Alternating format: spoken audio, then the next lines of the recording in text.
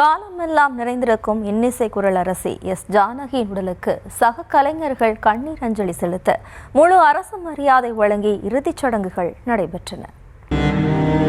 குண்டூர் மாவட்டத்தில் பள்ளப்பட்லா என்ற ஊரில் ராமமூர்த்தி சத்யவதி தம்பதிக்கு 1938ஆம் ஆண்டு பிறந்த பாடகி எஸ் ஜானகி 1957ஆம் ஆண்டு வெளியான விதியின் விளையாட்டு என்ற திரைப்படத்தில் பாடியதன் மூலம் திரையுலகில் தனது இசை பயணத்தை துவங்கினார். தெலுங்கு, தமிழ், கன்னடம், மலையாளம் என 17 இந்திய மொழிகளில் 48,000க்கும் மேற்பட்ட பாடல்களை பாடிய எஸ் ஜானகி தமது 88வது வயதில் காலமானார். கடந்த 6 மாதங்களுக்கு முன்னர் நிகழ்ந்த தமது ஒரே மகனின் மறைவுக்கு பின்னர் மைசூர் இல்லத்தில் மனம் தளர்ந்த நிலையில் வாழ்ந்ததாகவும் மகனின் மறைவு அவரது இறுதி காலத்தை விரைந்து வர செய்ததாகவும் உறவினர்கள் கூறியுள்ளனர்.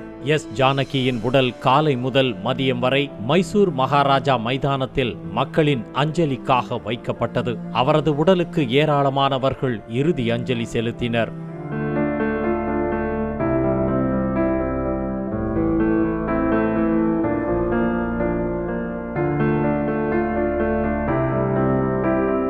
இசை உலகில் எஸ் ஜானகியோடு நீண்டகாலம் உடன் பயணித்த மனோ, சித்ரா, சுஜாதா உள்ளிட்டோர் துக்கம் தாங்காமல் கண்ணீர் சிந்தினர். சிரித்த முகமும் சிந்தையை இனிக்க வைக்கும் குரலுமாய் எஸ் ஜானகியை கண்ட தங்களுக்கு இப்போது இப்படி ஒரு கோலத்தில் அவரை பார்க்கும் மனோ வலிமை இல்லை என அவர்கள் துக்கத்தை வெளிப்படுத்தினர்.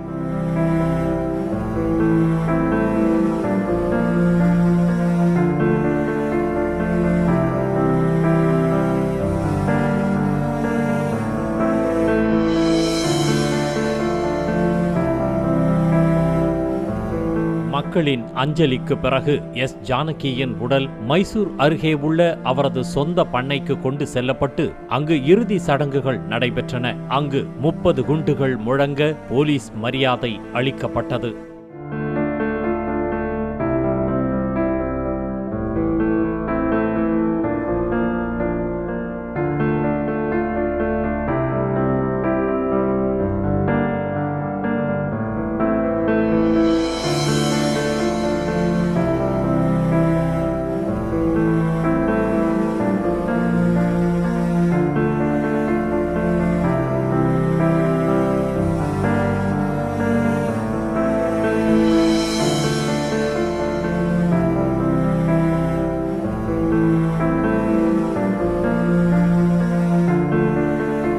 எஸ் ஜானகியின் பேத்தி மற்றும் மருமகள் உள்ளிட்ட உறவினர்கள் இறுதிச் சடங்குகளை செய்ய அவரது உடல் தகனம் செய்யப்பட்டது. தேனினும் இனிய குரலை சுமந்த அவரது தேகத்தை தீயின் செந்நாக்குகள் தீண்டினாலும் அவரது தேனிசை என்றும் எப்போதும் இசை ரசிகர்களின் இதயத்தில் நிறைந்திருக்கும்.